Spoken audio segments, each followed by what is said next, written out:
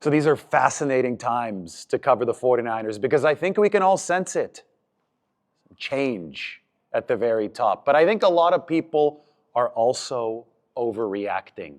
This is not a power shift atop the 49ers.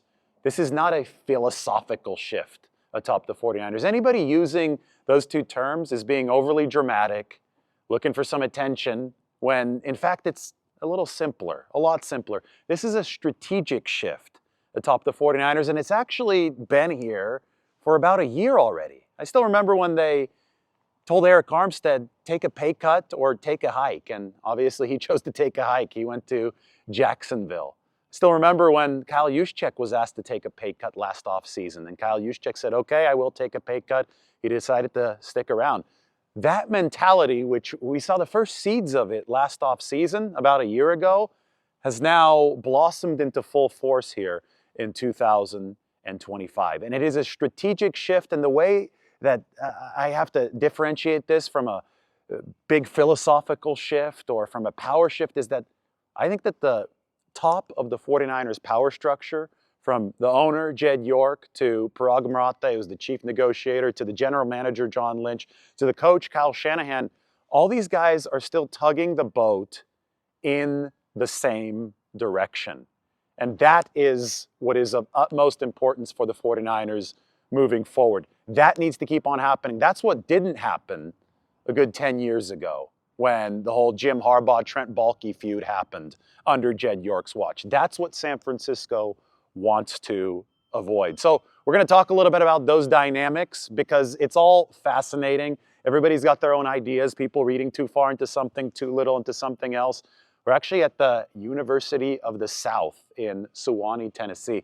I am pretty sure that this is the most random location ever for a 49ers video. I went to the alumni list here and tried to find an NFL player. They have never produced an NFL player, but they've been playing football for a long time. The Division III Sewanee Tigers.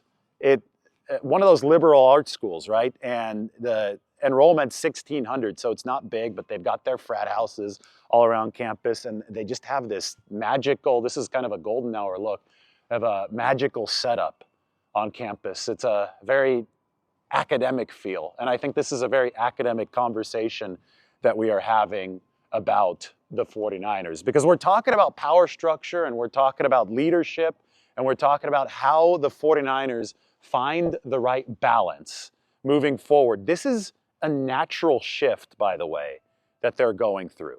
The NFL works in ebbs and flows, and I think that in the modern era, under a salary cap, one of the strongest ebbs and flows, one of the strongest creators of this shift is the quarterback position and the money that you have to pay it. You're in either one of two general states. The first state is a quarterback who is not making a lot of money, usually a rookie deal quarterback. In a salary capped league, that means that the rest of the roster has more money to work with. The 49ers were in this state for the course of the past several years, with Brock Purdy making what, $1 million a year? And the rest of the roster awash in salary cap space, awash in cash. The second state is the opposite. That's where the quarterback has the big contract and the rest of the roster has a little less money to work with. So you're either in one or you're in two, or you're transitioning from one to two. And the 49ers are currently transitioning from one to two. Brock Purdy is going to get that big contract this offseason. And as you transition, well, there's a lot of decisions to make. These rosters are living, breathing organisms. It's not just pay one guy, team gets good, don't pay another guy, team gets worse. You've got to make sure that you find the right balance of rookies and veterans. You try to get younger because in general, it is a young man's league. The 49ers want to be faster. They don't want to be the oldest team in football anymore, but they want to maintain the locker room leadership that they were able to establish over the course of the first decade of this Lynch Shanahan era. It's hard to believe it's almost going to be 10 years coming up in 2027. We're already in 2025. One of the things that the 49ers have really enjoyed is a college-like atmosphere in the locker room. You heard Deebo Samuel talking about it. He said it felt like college, and it's funny that we're doing a video here on a college campus as we talk about the fragile ecosystem that the 49ers have built and are trying to maintain. So as they move from rookie quarterback contract era to paid quarterback contract era, they've got to walk this delicate tightrope. And that's where we talk about the strategic shift at the top of the organization. That's where, Mike Silver was talking about it in his article. We were talking about this. Really, I think it kicked into gear about a month ago when Tim Kawakami wrote the article up on the San Francisco Standard about Deebo Samuel and the 49ers' ruthless new era. A week and a half ago in Indianapolis at the NFL Combine, John Lynch just really put words to the whole operation for the 49ers when he kept on talking about restraining cash spend and talking about making sure the 49ers were more financially efficient. The way that the 49ers will be able to successfully transition from one state to the next, to the state of paid quarterback Brock Purdy at the center, roster around him, is through tightening the belt, is through finding greater efficiency with the high-level contracts, because that's obviously where the most money is going to be found. So Jed York is the one writing these checks. And there are realities in the world, and these same realities apply to the National Football League. If return on investment isn't quite there, and when the 49ers spent $334 million of Jed York's cash last year and went 6-11, that is going to create a wake-up call to move toward the cost efficiency that has always been the long-term lifeblood of this league. And that's the great hack, and that's why teams in the NFL who aren't necessarily big market teams, who don't generate as much cash, or who aren't in the sexy top 5 markets, I know the 49ers have that benefit, but that's why everybody in the NFL does have a chance to compete, because this is a league that rewards efficiency. It is a young man's league where throwing money at problems is never a long-term answer. Rosters must be constructed from the bottom up, and that is through the NFL draft. And that, I think, coincides perfectly with where the 49ers are right now. They have to cut back on that spending.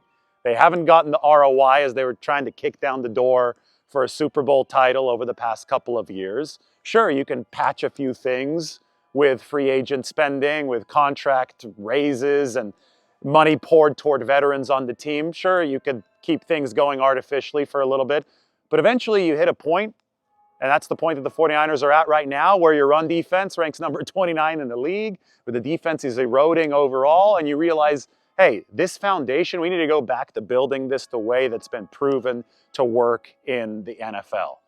And it's good news for the 49ers that the way that works is actually the way that is cheaper, outside of the quarterback position. And that's where the 49ers must make this delineation and must get this delineation right. When you shift to the quarterback-centered era of your football team, when you shift to that state, and the 49ers are going to be there once Brock Purdy is paid, you've got to make sure that there are 2 different buckets on the team, right? You have to make sure that you build that cost-controlled, fast, strong, young roster. But as you're doing that in a cost-efficient way that is necessary to do that, you've got to make sure that that business does not screw up how you're dealing with quarterback 1. There's just 2 separate realities contractually in the NFL. There are quarterbacks and there's everybody else. And the 49ers must make absolutely sure that this whole belt-tightening, cost-efficient approach in the offseason does not screw up how things proceed with Brock Purdy. He needs to be there for OTAs, in my opinion. Some people might think that the deadline is a little bit later. Some people might say, okay, training camp will be fine. Either way, you cannot afford a holdout as prolonged as the one with Brandon Ayuk, as prolonged with the one with Nick Bosa, as prolonged as the one with Deebo Samuel. That was a couple days into training camp. Even that would be horrible for the 49ers this offseason, because the quarterback is the centerpiece. So this is why we talk about the strategic shift at the top of the 49ers power structure. They have to handle this transition with unity at the top. And if we talk about power struggle, if we talk about philosophical change.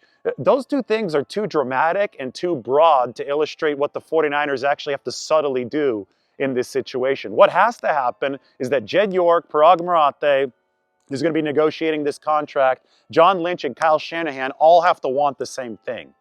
They all have to want Brock Purdy to be in that building, to be a valued QB1 for the 49ers, moving into the QB contract era as the centerpiece of the roster around him.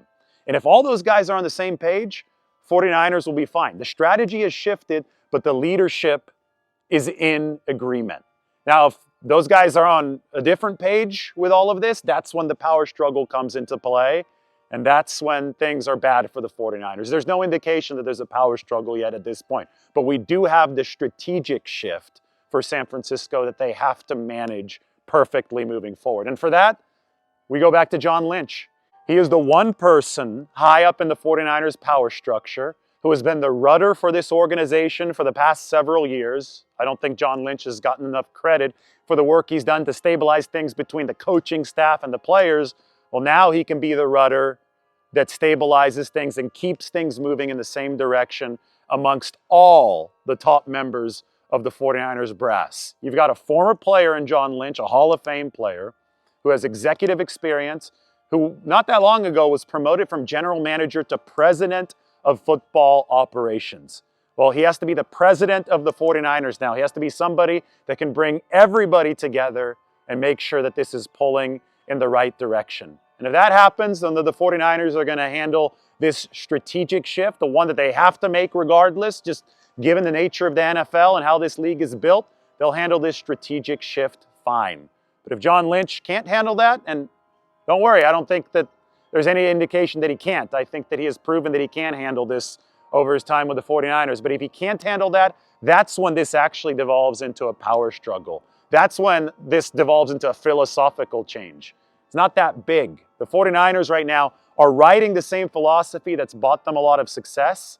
But that philosophy has to be able to absorb the change in strategy, which is a mandatory part of how the NFL works. So it's the John Lynch show moving forward. He's going to be the most important Jed York lieutenant moving forward for the 49ers.